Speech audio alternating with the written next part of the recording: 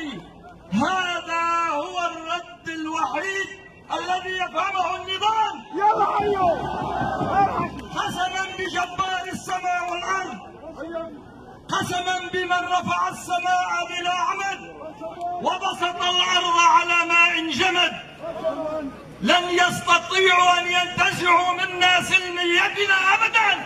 حيو فهذه اليد التي تحمل السيف هي اليد التي تحمل أغصان الزيتون. حيو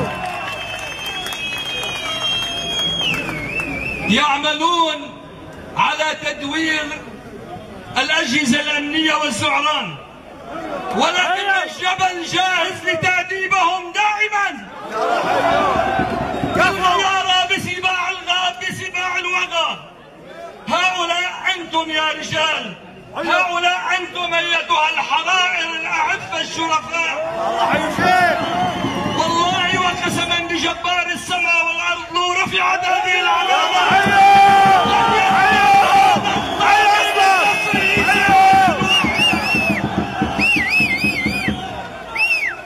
فليعلم هذا النظام البائد السائل إلى مزابل التاريخ من يواجه أشداء نخبة الكون.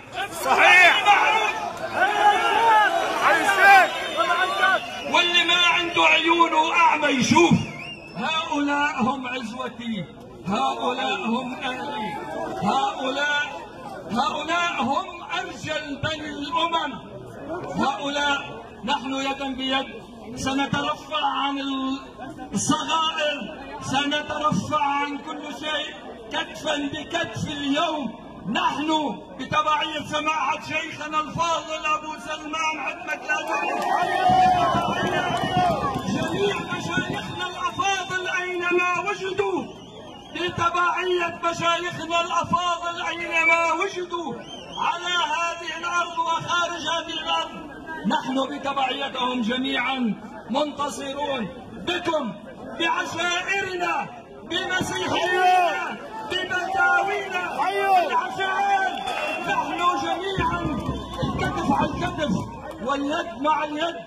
وهذا أكبر جواب يصل إلى طغمة الحاكم، إلى من ورائه جميعا. فليعرف إن بني معروف لا يقدر أحد أن ينتزع منهم شيء. قالوا يا حملة الله والله جئنا من جهة البلاء، ما يقف أمام أحد. الله محييكم وياخذ بأيديكم، والسلام عليكم ورحمة الله وبركاته.